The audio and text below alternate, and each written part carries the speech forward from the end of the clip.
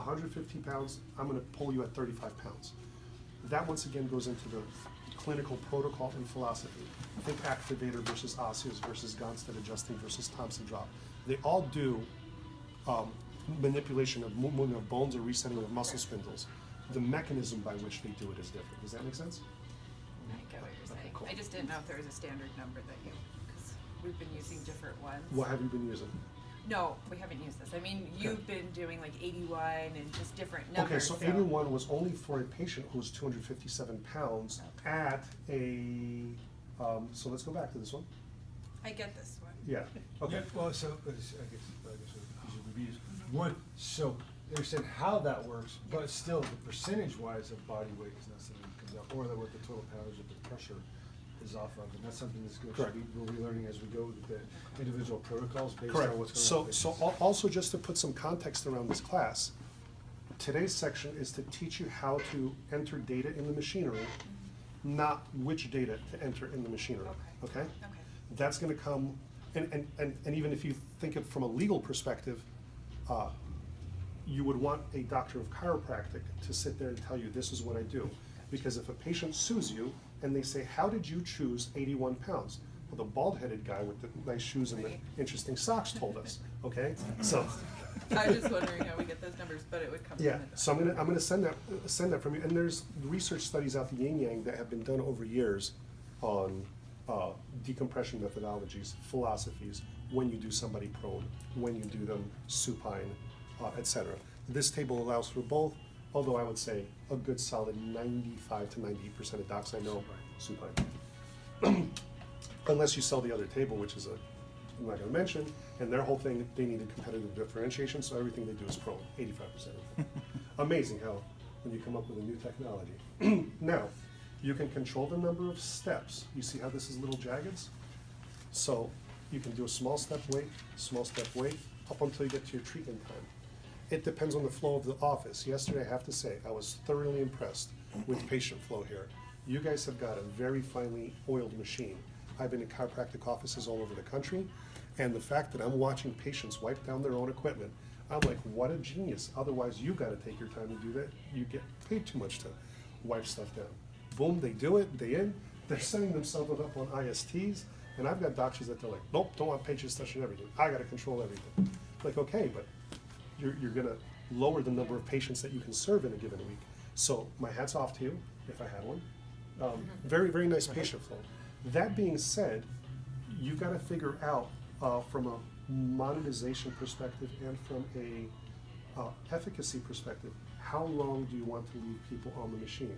Some people do half-hour treatments, half-hour blocks of time, 25-minute treatments. Gives them 2 minutes to get on the machine, 2 minutes to waddle off, get their equilibrium, etc. Dr. Gary mentioned 15 minutes. 15, that's correct. There's a 15-minute increment. So every 15 minutes, somebody else is on the machine, and the protocol is 12 minutes. What you can do is play around and see where you get the best results. These can be cookie cutter numbers. Is this going to Denver Magazine, Mile High?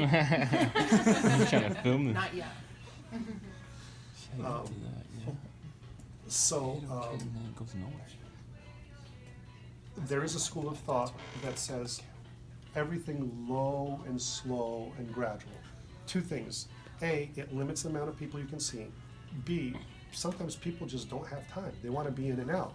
They want to be sprawled out on a table for a half hour, plus the adjustment, plus the rehab. It's like, then this becomes a 3 times a week chore. So there's a balance. 5 minutes is probably too low. 45 minutes is probably too long. And somewhere in there, you guys have got to figure out, based on the sheets that I'm going to send you, what would be clinically efficacious and fit the very high volume that you guys serve in this office. Because usually what happens is people start getting such good results from this, there's a waiting line. And then the clinics end up buying another one, and 2, and 3. There's one that has, just like you guys got 4 ISTs, they got 7 decompression tables, and it's a round robin operation. I mean, yeah. Now you can't have patients set themselves up on this, it's a little bit more complicated. So, I'm sure someone will have to try it. let's go to steps. Once again, this is how to operate the machine, not why or when to operate the machine, okay? If you want to do 3 steps, you change this to 3, enter. You see now we've got 3 steps on the way up, 6 steps on the way down. I have heard that 3 steps in 20-second intervals seems to work well for most people, most of the time.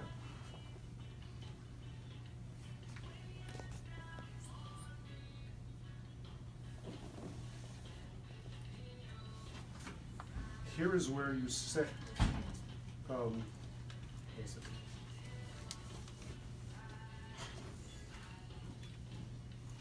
I don't know why, when somebody would ramp people up to treatment time, you would put an intermittent pull to get to treatment, because the treatment is intermittent, right? You want that disc expanding, contracting, rehydrating through inhibition. So generally speaking, think of this as little blocks. Step up, treatment time, step down. They call it progressive, regressive. So this is your progression to this line. Your intermittent is between, and then your regressive is how they're being brought off the treatment. So if you do a really, you're a huge guy with a lot, you might want to take 2 minutes to bring him down from, say, 100 pounds versus then that slide down. Once again, that's how to use the machine. Sorry, that's when and why to use the machine. So let's say we're doing static, 3 steps. How many minutes do you want? Right now it's set at 1 minute. I'm going to change this to 3 as well. Now we're going to spend, this is a good question. I have a feeling these 2 yellow blocks might be fixed. In other words, the ramp up time is always 1 minute. The ramp down time is always 1 minute. I believe. There may be a way to change this, I'm not sure. I haven't actually run into a business case or a therapeutic case where it would need to be necessary. So if you do 2 steps, it'll be 30 seconds at one way, and then you're back up. You're all the way to the top. If you do 6 steps, every 10 seconds, we're gonna do 1/6 of the weight. Does that make sense? So once again, if you've got your little old lady from Pasadena who's very skittish and things like that, put in a few more number of steps, you'll hardly feel the rope progress. Use a low rope speed. All right? And so for treatment, you got intermittent or static, that's basically what it. Correct. So the intermittent is gonna drop down. Correct. Static, pull, and hold. I mean, I don't know anybody that uses that, but I'm sure there's some people that would use that if they. Is that even Say again? Is that even? I don't. Is there a study like I'm sure there is somewhere, which ones work? but it's one of those things where you'd be surprised at what I've seen in offices. Like you guys have a huge Pettibon shop. Have you seen his dural ski rope straightener? He releases dural tension by putting the patient's neck into this harness, and it's on a little ski rope. Oh yeah, I have one. Oh, you do? Yeah. So the guy who did it to me first, he was about 300 pounds. He was one of his assistants in Chelan, and Burl was sitting, right over there. I'm like, what is this? And this was very early into my chiropractic career, like 06. He's like, oh yeah, we straighten your dura. I swear to God, he adjusted my cuboid on that damn thing. This guy put his foot here. He's like, okay, just relax. And with all 300 pounds, he goes, I blacked out. I came back 3 seconds later. I'm like, the heck was that? Yeah, Sure, you straightened my dura. I think you probably ruptured every single capsule in my cervical spine. I don't know that that's indicated. But once again, if he's getting great results from it, fantastic. Knock yourself out. I've never done that with that. Thank God. I just kind of do intermittent traction. Just Well, you know what? a couple seconds, pull. I would say relax, that that's pull, relax. indicated. I would say that that's syntonic with how the human body operates. After I got my dura straightened, I've never heard of that. and this was like with one of his main trainers. And then Burl is sitting right there. He's going, yep, that's it, it's done. I'm like, Oh my god. the. I'll try it. Tangent. Who wants me to try that on him later? But no. There's the cartoon of the guy doing an electro non-contact off of a step ladder. It's like, don't worry, Mrs. Finkelstein, this won't hurt a bit. And he's on a. So intermittent is most. Time, this is when you guys figure out what is the treatment time for the flow of the office. If you want to see 3 patients an hour, block off 20 minutes, set the treatment time to 15 minutes. 1 minute up, 1 minute down, 13 minutes of treatment time, everything makes sense, right? If you do that whole low and slow and long, 25 minutes of 30 minutes of a block to keep the patient flow going, 5 minutes for getting people on and off the table. This would then adjust to 23 minutes because you still have a minute up and down. I'll just change up 25. And now we still got 3 steps. So this just length. Does that make sense? So, all that together as a total treatment time, so 1 minute up, how long you stay, and then 1 minute back down, so that'd be a total of 27 minutes. You know, you would think, I don't know, so, this has been explained to me as, this is Chattanooga time, which roughly parallels human wristwatch time, but it's not exact. And the other big table that's out there is called a DOC, by Pivotal, same thing. And no matter how much I speak to the manufacturers, I can't get a straight answer as to why that is. I think it's an internal clocking issue, but let's leave that for what it is. If you choose this to be 15, which is what a lot of clinics do, or 20, once again, that's when and why you use the machine. And that's basically 90% of what you'd ever want to do. If there are historic people who have used the VAX-D, a Lordex, DRS 9000, this particular machine has got, where does it have it? SD card in it?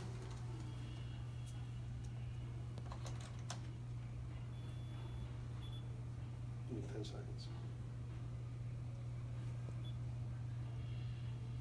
Got it. So, this software used to have this little button that you would access these old protocols, but they couldn't label them for the companies that they borrowed them from. So you would just have these weird graphs.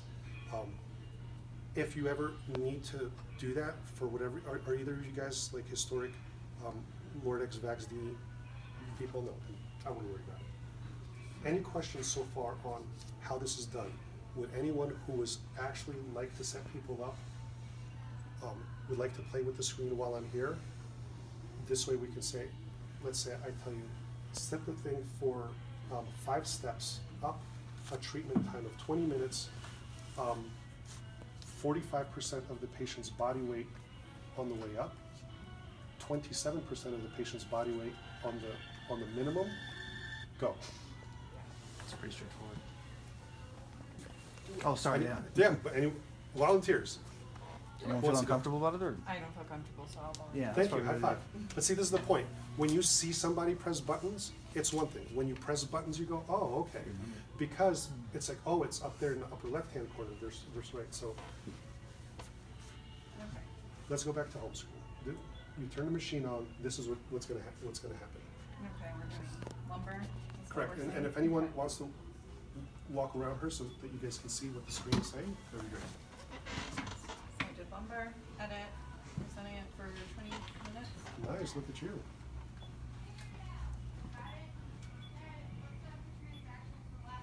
And then you leave the 1 minute, That's standard. That's it. standard, okay. And we're gonna do 5 steps up and down. Or actually 5 steps up, 3 steps, 4 steps down. For Just to mix it academic purposes. Right. Okay,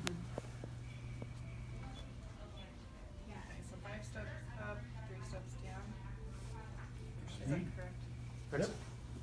And we've got a chronic Speed is patient. that chronic? Okay. What speed are we gonna choose for chronic? Well, you said 30 is acute. Nice, good memory. Chronic. Probably. High five. Good job. And then there's, yeah. The downward steps, we're gonna do 4. Okay. My whole body. That wasn't the 3? You said 4. Oh, okay. Only for academic purposes. Because once you've hit every button on there, then you go, oh, okay, this is easy peasy. And then you, the prescriber, are these 2 docs that would be? Yep. Perfect. You write down what they need and then execute. This is just to ensure continuity so that execution is done correctly. And then, Your force Oh, I didn't tell you how to start it. So she But you says didn't it's tell just her a like force. the percentage and what. Force by weight? Put it down. 45% and 27%.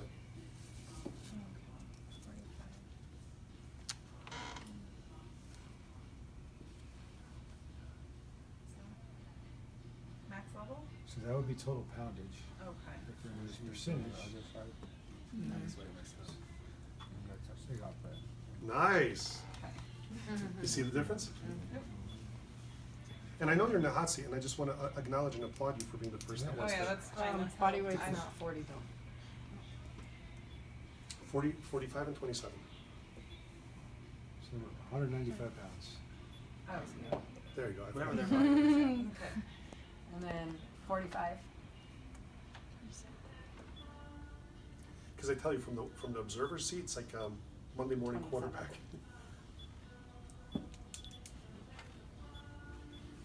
Okay. So body weight, how do we get the 195? Guess Just what a weight. you just Just said. guess. What Okay. do you weigh? Let's go. Oh, well, I don't You weigh got- you got- 195 I pounds. do. That's what I said. Okay. Do you guys? No. This brings a very good point. Yeah. Not every office has a scale, nor do they do vitals. Do you guys do that here? Yes, we do. Yes. Okay, so that's in the patient's chart. All right. So then, when I send the protocols over, the doctors can decide what's best for that patient. Whether we do a fixed number, like a low number, like 30, or a percentage number, like 45. The key with this is as long as everything that you choose is defensible. If anything ever happens, just be able to explain the rationale behind it. It's like, look, this study pointed to a static number, this study pointed to a body percentage number. There's a reason why I did what I did. Does that make sense? Okay. Who's next? Wait, how do you hit start? Hit start? Yeah. Oh, there you go. There you go. See, I didn't tell you because it's not on the screen. I know, it's Start not is on down the here. screen. So would you go back to the main Yeah, I screen wasn't before you wrong. started? or just- No, you can start. When you work? Boom. There we go. Or it should. There we go. Yeah, good point. Yeah, you gotta go back to the answer. Gotta go back. You just press the home button. Yes, patient stop switch needs to be connected at all times, but Don't we're call gonna it a get kill into- switch, just saying. Huh? Don't call it a kill switch. switch. Patients are afraid to push it. Um, I know. and I'll go over that during patient setup, but generally, there's a little space in the belt where you can tuck this in, and it's like Miss Huffenagel, there's a 99% chance you'll never have to touch this, you know? But if you ever feel uncomfortable for whatever reason, it's unbearable, just, you know, hit the switch and let one of us know. This is a pretty large open area. In some clinics, they're often a little room with the door closed, and so it's the risks are higher. I mean, technically, you're supposed to have an operator, I think, within 6 feet of this, but the way that you guys flow, you're probably. We're always moving around the Yeah, room. yeah, which is awesome. I really like the layout of this place, and like I said, I've seen a lot. Who wants to go next? Don't be shy, don't be shy.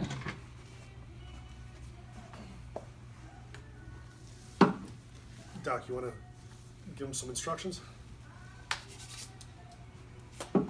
Pick a number. 200-pound person, do lumbar, 5, I haven't too. what is it, 3 up, 6 down? 5 steps. Okay, that's good. 3 up, 6 down. Is that sort of the, It's actually, I mean, you can what- do 3 and 3 is standard. is like but cervical and lumbar, they're different, or? Because the last one was 6 and 5, as long as he has to hit a button, I'm okay. So whatever's on the screen, as long as you And give you me have the instructions- protocol that you're gonna, Yes, I'm gonna send like, this. what are standard for Yeah. like cervical and Correct. lumbar, okay. good. And I'd like to get you guys on a call with So you said 3 and 5? Dr.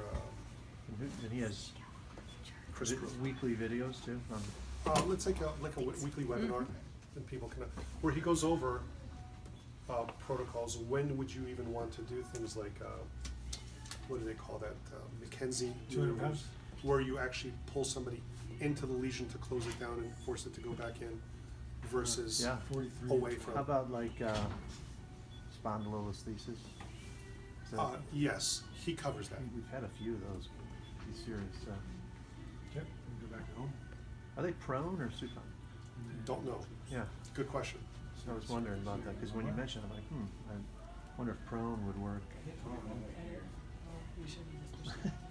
mean, if you think about it, if they're supine, you're pulling into the lesion. Yeah. If you're prone, you're pulling out of the lesion. Yeah, it went all back to the. But- brain, Yeah. so. This is, a guy who stayed on a holiday Inn Express last night. There's only Well, a I limit mean, to the still geniuses. though, you know how many people rationalize bad ideas. A lot. Just go to an alternative health convention. Oh, yeah. 25 and 20. Oh, you know, Jack. Oh, you know. P-R-O-U-L-S. What, so you weight, I gave the steps. So 20%, generally speaking. and then a percentage? So this, for the physicians, Yep. generally speaking, once you figure out what steps you want, it'll be 3 and 3 or 4 and 4. That'll be static. What changes for everybody is how much they weigh, min and max, whole poundage, that's it. And you're either gonna do Heavy it, rope release in and out. Like a 20% and 30%? you have to, You gotta hold you it. have And what's standard minimum maximum A lot. pull? Like percentage of body weight? or-